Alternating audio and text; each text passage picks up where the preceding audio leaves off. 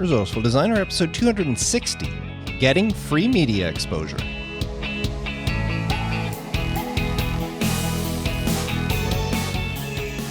Welcome to the Resourceful Designer podcast, offering solutions to streamline your graphic and web design business so you can get back to designing. And now, your host. He can't imagine not living with a pet in the house. Mark Dickhout. Yep, I've been living with either a cat or a dog, and oftentimes both, and multiple of each, since I was 18 years old. And before that, my parents had a dog until I was 14 years old. So my entire life, I've only lived 4 years without a pet in the house, and I just can't imagine living without one. Anyway, in this week, I'm continuing the Bootcamp advertising series by discussing media and how you can use it to gain exposure for your design business. Stay tuned after that conversation when I'll share a resource that'll allow you to put your design skills to work towards helping social justice. It's a great way to not only help others, but to create memorable pieces for your design portfolio. But now, getting free media exposure. Bootstrap Advertising Part 3. So far in this Bootstrap Advertising series, I've talked about bartering your design services for exposure and promoting yourself on your client projects. Now, both are great ways of getting your name out there because, after all, the more people who know about you and your services, the more successful you will be. Well, today I want to talk about another venue to get exposure, and that's the media. Now, both bartering for exposure and putting your name out there on client projects are great methods for getting your name out there, which is very important, but that's all they do. They get your name out there. They don't offer any form of credibility or positioning. Sure, people cannot hire you if they don't know about you, but just knowing about you doesn't guarantee they'll reach out to you when they do need a designer, especially if all they know about you is your name. But if you appear in the media, it gives you a form of credibility. It means that you're quote-unquote important enough to merit mentioning.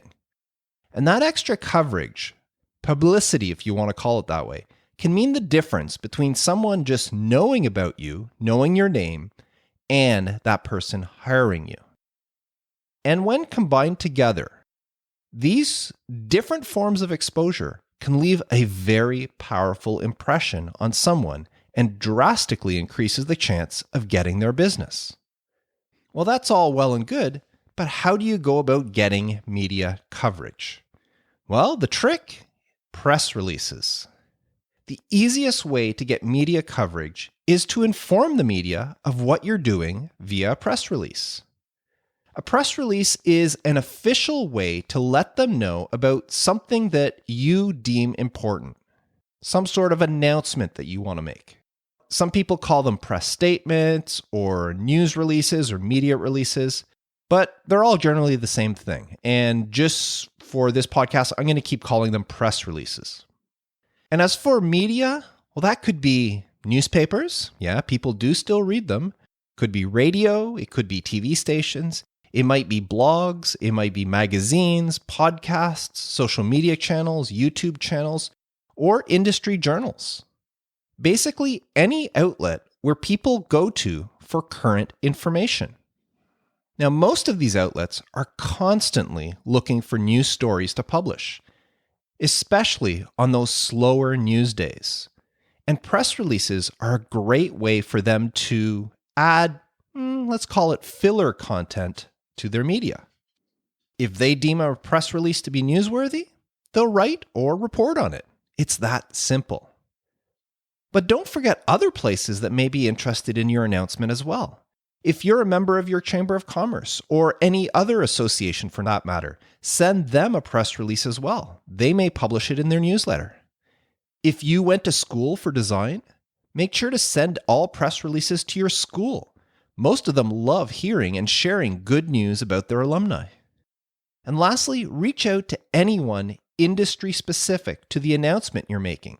If you are making an announcement that you designed signage for a new local law office, Send your press release to any law-related publications or outlets that you can find. The idea here isn't just to get recognition and publicity, although that is the principal reason. But most places that run your story will include a link back to your website. And as we know, search engine rankings are helped by backlinks. And having a backlink from a recognized news source or an institution such as a school can go a long way in boosting you in the search results. But what merits putting out a press release? Anytime you do something, quote unquote, newsworthy, you should send out a press release. This includes anytime you start offering a new service, anytime you complete a big project, anytime you win an award, anytime you are recognized for any sort of achievement, anytime you reach a milestone, or if you take on a partner or anything like that. Any sort of news that you would be happy to share with your family, your friends, and your peers might be worthy of a press release. When Resourceful Designer, this podcast, for example, was a finalist for the People's Choice Podcast Award, I sent a press release to my local media. It must have been a very slow news day that day because my story ended up being the front page news story in our local newspaper. All because I sent them a press release saying I was a finalist for one of these awards. A few years ago, when our local Chamber of Commerce told me that a cover I designed for their printed club directory won an award at a National Chamber of Commerce event, I sent out a press release to our local media, and the story was covered by 2 local papers as well as mentioned on the radio station. When I was awarded the contract to design the program for the unveiling of a new national heritage site here in Canada, I sent out a press release and the story was shared. When I launched my secondary design business, podcast branding, if you've been listening to the podcast for a while, you've heard me talk about that. Well, podcastbranding.co, when I launched that, I sent out a press release to everyone who covers news in the podcast space all around the planet. And many of them included a story or mentioned it that podcast branding was a new business that offered website and graphic design specifically geared to podcasters. And that helped to launch that business. Sending out a press release and getting media coverage is an amazing way to get exposure for your design business. But if you're not familiar with sending a press release, it might be a little intimidating. So how exactly do you go about writing one? A press release is usually a single page, 2 pages at the most, with very succinct information on what it is you want the media to know. The idea behind a press release is to give them the details so that they can write and compose their own story. You're not writing the story for them. You're just giving them the details so they can write the story. Rarely will they ever publish what you wrote word for word. Now, in most cases, they'll just compose something based on what you submit to them. And in other cases, they'll actually reach out. They'll contact you maybe for an interview or to clarify some stuff, or they may even invite you to be on their program. If it's the radio or a television news station, they may actually invite you on for a short segment on their program. Now, the general accepted format for a press release is as follows. You should start off with a title, and if required, you can put a subhead. This usually you would italicize a subhead underneath the title, and this just summarizes the news you're sharing. Now, your title is very important. The more, let's call it irresistible that you can make it, the better your chances of it being picked up. So if you just created a brand new website for some big local company, instead of sending a press release saying designer builds website for local business, which is pretty boring, write something like local business invests in new website and sees revenue soar. That's something people want to hear about. Now, the body of your press release has to grab whoever's reading it. Chances are the person reading your release gets dozens, if not hundreds of them every day. So the quicker you can grab their attention, the better your chance of them using your story. So it's customary for your very first paragraph to start off, first of all, where you are. So in my case, it would start off with Cornwall, Ontario, and then start the paragraph. And that first paragraph needs to cover not only who you are, but the whole reporter gambit, the what, why, where, and how of whatever it is you're telling them. You need to keep it to the facts without any fluff. The person reading it should know everything they need to know about your story after reading that first paragraph.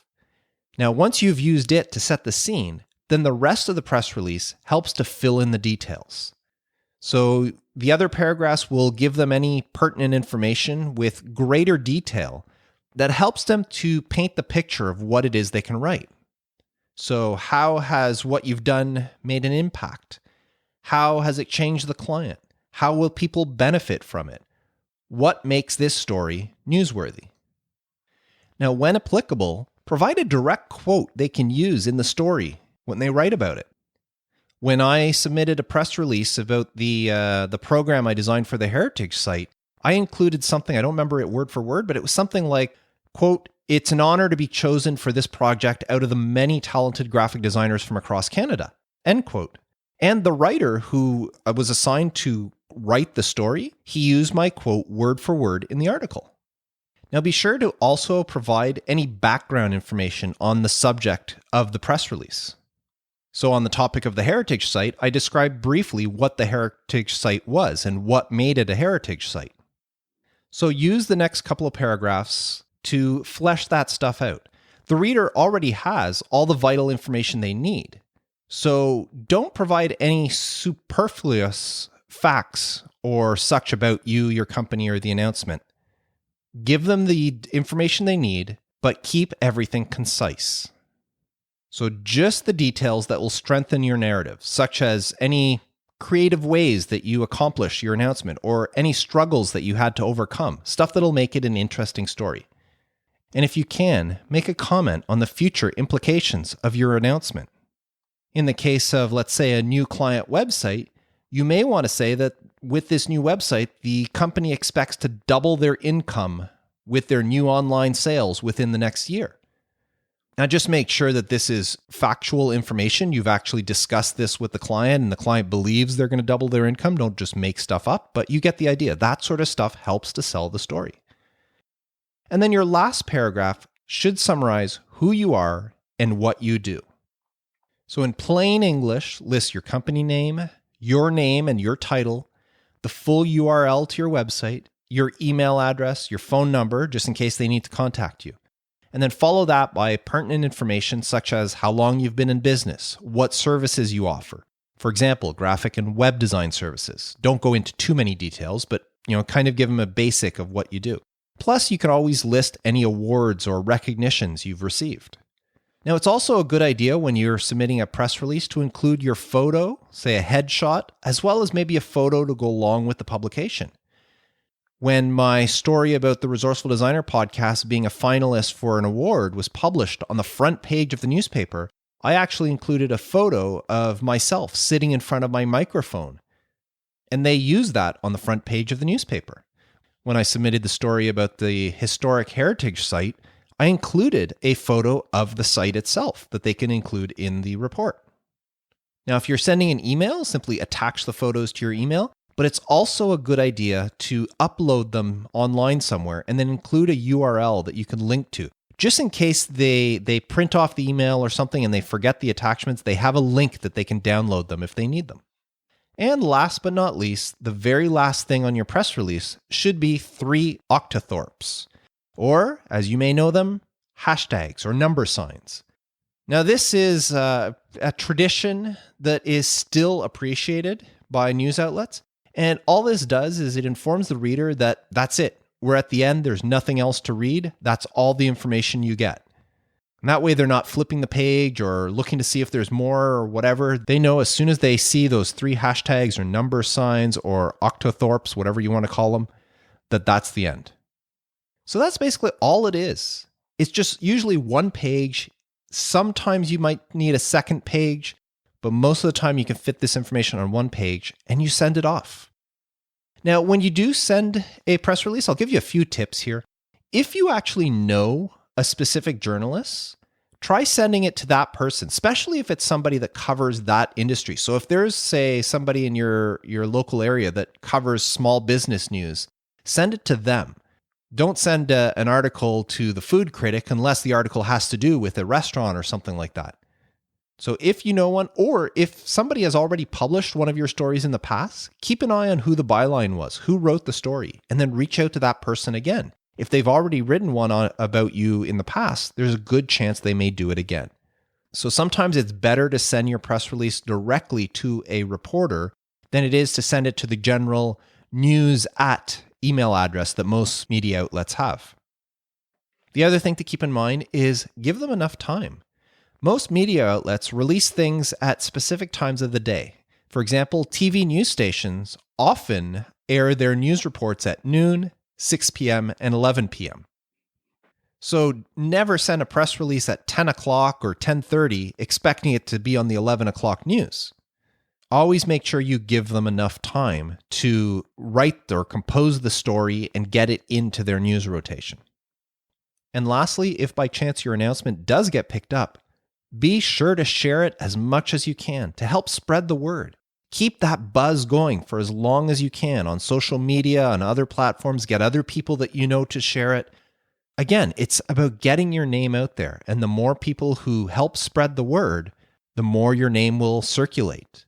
And the more people will know about what you've accomplished and on what you can do for them. Now, in case this whole world of press releases is something new to you, I'm going to share a great article that I found from HubSpot that includes a free press release template kit. So you go over there, you can read everything about it and download the template kit for you to write your own press releases. And I'll include a link to that in the show notes, so look for it right now in your podcast player, or if it's not available there, then visit resourcefuldesigner.com/episode 260, where I'll have a link for you to download it. And that's it. That's how you submit a press release. Now, keep in mind that just because you do submit a press release doesn't necessarily mean your story will be used.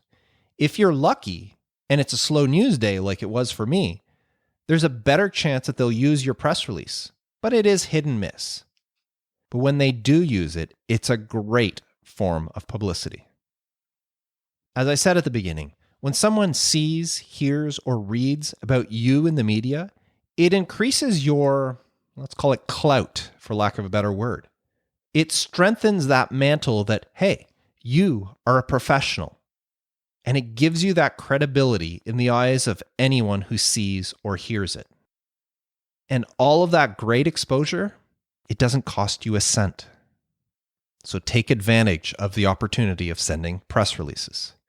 Now, next week, I'm going to finish this bootstrap advertising series with probably, and in my opinion, the best way for you to get exposure, free exposure for your business.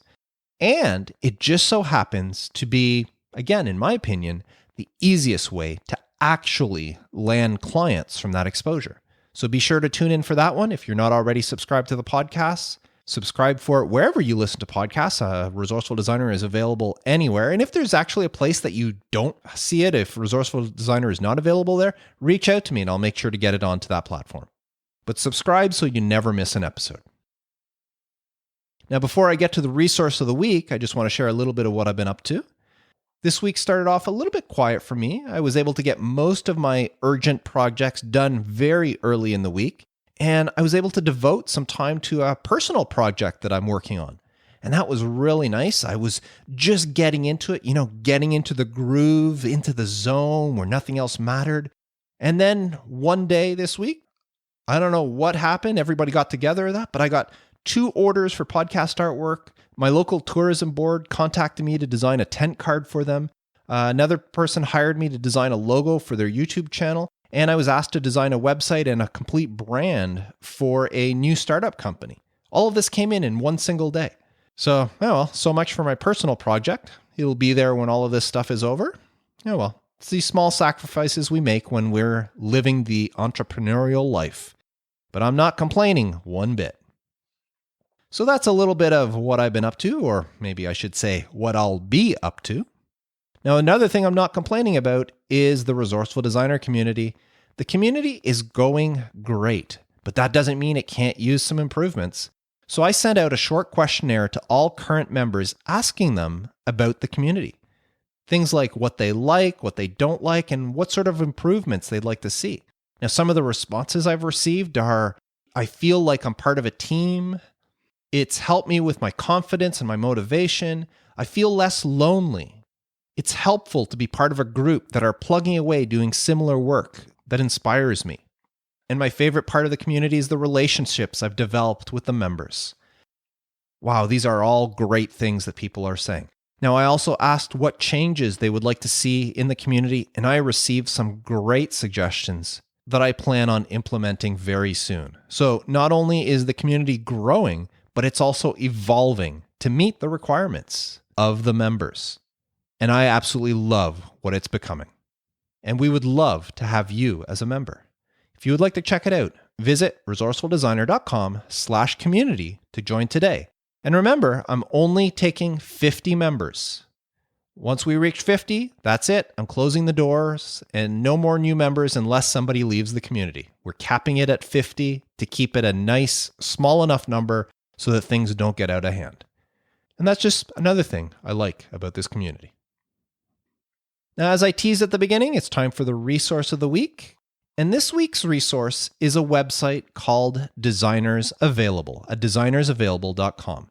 And simply put, Designers Available connects social justice organizations with designers for pro bono work. Now, let me stress, this is pro bono. It's not a platform for getting paying clients. What this is an opportunity for you to put your design skills to work for a cause that you can actually get behind. As they write on their website, Designers Available is an opportunity for designers to use their skills and abilities to support the work of community organizations, nonprofits, social causes, and movements. Upon submitting your name, you'll be included in a member network that receives regular calls for designers to be matched with organizations. If this sounds like something that you would be interested in, please visit designersavailable.com. So that's it for this week. Thank you so much for tuning in. You don't know how much it means to me that you've stuck around. You're at the end of the episode still listening. I am so grateful that you are a listener of Resourceful Designer. But it is time for me to go. So with that, I am Mark Decote, wishing you all the best with your design business. And as I do at the end of every episode, I want to remind you to stay creative.